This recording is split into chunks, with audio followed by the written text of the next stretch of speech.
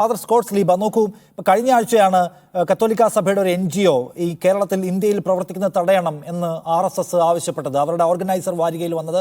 കാരണം ഇത് ആസൂത്രിത മതപരിവർത്തനം നടത്തുകയാണ് ഇവിടെ ചെയ്യുന്നത്. ഇന്ത്യയുടെ സംസ്കാരത്തിൽ നിന്നും മതപരമായ പാരമ്പര്യത്തിൽ നിന്നും ആളുകളെ അടിച്ചുകൊണ്ട് പോവുകയാണ്. ഇന്ത്യയുടെ ദേശസുരക്ഷയ്ക്ക് ഈ സംഘടന ഭീഷണിയാണ് എന്ന് ഓർഗനൈസർ എഴുതിയത്. നമുക്കറിയാലോ, നോർത്തിൽ പലയിടത്തായി നിങ്ങൾക്കെതിരെ ഇത്തരം വളരെ വിസിബിളായ അറ്റാക്ക് ഹിന്ദുത്വയുടെ ഭാഗത്തുനിന്നുണ്ടാവുന്നുണ്ട്. നിങ്ങളുടെ പള്ളികൾക്ക് മേൽ കൊടികൾ കെട്ടുന്നുണ്ട്. നിങ്ങൾ നടത്തുന്ന സ്കൂളുകളിൽ നിന്ന് യേശുവിൻ്റെയും മറിയത്തിൻ്റെയും ചിത്രങ്ങളും പ്രതിമകളും നീക്കം ചെയ്തില്ലെങ്കിൽ സ്കൂൾ തകർക്കുമെന്ന മുന്നറിയിപ്പുകൾ വരുന്നുണ്ട്. നിങ്ങൾ മതപരിവർത്തക സംഘമാണ്, നിങ്ങൾ ഈ രാജ്യത്തിൻ്റെ സംസ്കാരം തകർക്കുകയാണെന്ന് ഓർഗനൈസർ ലേഖനം വന്നിട്ടുണ്ട്. യോജിക്കുന്നുണ്ടോ അതിനോട്? അതുകൊണ്ട് ഓർഗനൈസറിന് അങ്ങനെ എഴുതാനുള്ള സ്വാതന്ത്ര്യമുണ്ട്, അത് വസ്തുതയാണ് എന്ന് പറയുമോ താങ്കൾ? ഈ ചോദ്യത്തിനോട് ഞാൻ പറയുന്നതിന് മുമ്പ് ഞാൻ ഒരു കാര്യം പറയാം. ഇവിടെ നിങ്ങൾ പറയുകയുണ്ടായി BJPയുടെ അജണ്ടയുടെ ഭാഗമായിട്ടാണ് ഈ സിനിമ ഇന്ന് കേരളത്തിൽ അല്ലെങ്കിൽ കത്തോലിക്ക സഭ കാണിച്ചുകൊണ്ടിരിക്കുന്നത്. BJPയുടെ ഒരു അജണ്ടയുടെ ഭാഗമായിട്ട് നിലനിൽക്കേണ്ട കാര്യം കേരളത്തിലെ സഭയ്ക്കില്ല. സഭയ്ക്ക് ഒരു രാഷ്ട്രീയ പ്രസ്ഥാനങ്ങളോടും അങ്ങനെ ഒരു നിലപാടില്ല. ചില കാര്യങ്ങൾ ഓർമ്മിപ്പിച്ചു എന്നുള്ളത് സത്യമാണ്, അത് പറഞ്ഞുകൊണ്ടേയിരിക്കുന്നു. ഈ വിഷയങ്ങളുമായി കുഞ്ഞുങ്ങളെ പഠിപ്പിച്ച ഒരു പാഠഭാഗം ഒന്ന് കാണിക്കാമോ? മണിപ്പൂർ വിഷയങ്ങളെക്കുറിച്ച് ഞങ്ങൾ കാലാകാലങ്ങളിൽ ഇടുക്കി രൂപതയും മറ്റു രൂപതകളും പറഞ്ഞിട്ടുണ്ട്. പക്ഷേ ഞങ്ങൾ പഠിപ്പിച്ചുകൊണ്ടിരുന്നത് എന്തിനെക്കുറിച്ചാണ്? പ്രണയഗണിയെക്കുറിച്ചാണ്. അതിനെക്കുറിച്ചാണ് പറഞ്ഞുകൊണ്ടിരിക്കുന്നത്.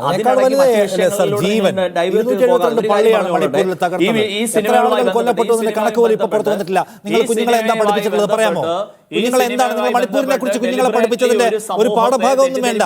മണിപ്പൂരിനെ കുറിച്ച് കുഞ്ഞുങ്ങൾക്ക് കൊടുക്കുന്ന ബ്രീഫ് എന്താണെന്ന് പറഞ്ഞുതരാം. ആഗ്രഹിക്കുന്നു.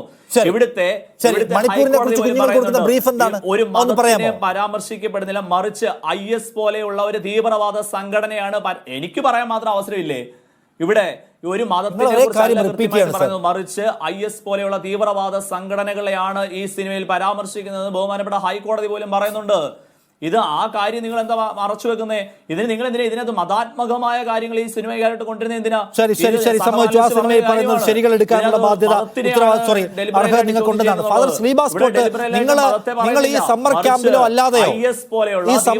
അല്ലാതെയോ മണിപ്പൂർ വിഷയത്തിൽ കുഞ്ഞുങ്ങൾക്ക് പറഞ്ഞു കൊടുത്തിട്ടുള്ള പാഠഭാഗത്തിന്റെ ഒരു ബ്രീഫ് പറഞ്ഞു തരാമോ? എന്താണ് നിങ്ങൾ കുഞ്ഞുങ്ങളോട് സാധാരണ മണിപ്പൂരിനെ കുറിച്ച് പറഞ്ഞുകൊണ്ടിരിക്കുന്നത്? ഞാൻ പറയുന്ന കേക്ക് മണിപ്പൂർ വിഷയത്തെ കുറിച്ച് പഠിപ്പിക്കാനല്ല ഞങ്ങൾ അവിടെ കാര്യങ്ങൾ പറഞ്ഞുകൊണ്ടിരുന്നത്. പ്രണയത്തെ കുറിച്ച് സംസാരിക്കുന്നു, ജീവൻ നഷ്ടപ്പെടുന്നതിനെ കുറിച്ച്, വംശീയമായ അതിക്രമങ്ങളെ കുറിച്ച്, ആരാധനാലയങ്ങൾ തകർക്കുന്നതിനെ കുറിച്ച് നിങ്ങൾക്ക് മിണ്ടണ്ട. അതുകൊണ്ടാണ് പറഞ്ഞത് നിങ്ങൾ ഈ സംഘപരിവാരത്തിന്റെ കൂടെ കൂടിയിട്ടുണ്ട്. കാരണം സംഘപരിവാരം ചെയ്യുന്ന അതിക്രിയകളെ കുറിച്ച്, സംഘപരിവാരം ക്രിസ്ത്യാനിറ്റിയോട് ചെയ്യുന്ന വംശീയമായ അക്രമങ്ങളെ കുറിച്ച് നിങ്ങൾക്ക് മിണ്ടണ്ട. നിങ്ങൾക്ക് മിണ്ടണ്ട. നിങ്ങൾ സംഘപരിവാരം നിങ്ങളോട് വംശീയമായി ചെയ്യുന്ന കാര്യങ്ങളെ കുറിച്ച് നിങ്ങൾക്ക് സംസാരിക്കണ്ട. അങ്ങനെ എന്റെ സമയം കളഞ്ഞ എന്തിനാ ഈ 1 മണിക്കൂർ? എനിക്ക് എന്തെല്ലാം കാര്യങ്ങൾ ചെയ്യാനുണ്ടായിരുന്നു. എനിക്ക് എന്റെ പള്ളിയിൽ എന്തെല്ലാം കാര്യങ്ങൾ ചെയ്യാനുണ്ടായിരുന്നു. എനിക്ക് അല്ലെങ്കിൽ എന്തെല്ലാം കാര്യങ്ങൾ ഞാനൊന്ന് പറയട്ടെ. ഞാനിവിടെ പറയട്ടെ. ഇവിടെ നിങ്ങൾ ഈ ഗ്രഹാം സ്റ്റെയിൻസിന്റെ കാര്യം പറഞ്ഞല്ലോ. ഇന്ത്യക്ക് വെളിയിൽ നടക്കുന്നത് എന്താ? ഇന്ത്യക്ക് വെളിയിൽ ആരാണ് കൊന്നുകൊണ്ടിരിക്കുന്നത്?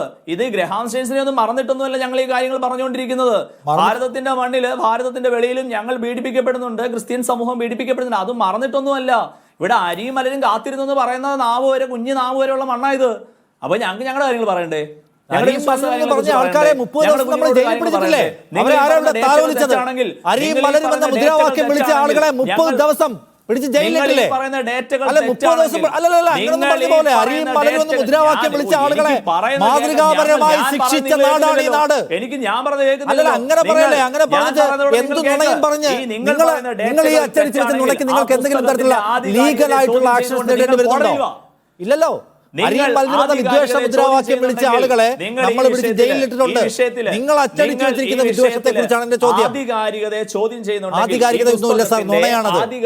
നുണയാണ് അച്ചടിച്ചിരിക്കുന്നത് കത്തോലിക്ക സഭ. ഈ പുസ്തകത്തിന്റെ നുണയാണ് അച്ചടിച്ചിരിക്കുന്നത് കത്തോലിക്ക സഭ. നുണയാണെങ്കിൽ നിങ്ങൾ നിയമപരമായിട്ട് നേരിടുക. ഞാൻ പോകുന്നില്ല, നിങ്ങൾ പ്രൂവ് ചെയ്യും. നിങ്ങൾ അച്ചടിച്ച സംഗതിയല്ലേ? നിയമപരമായിട്ട് നേരിടാത്ത എന്താ? എനിക്ക് വേറെ പണിയില്ലല്ലോ.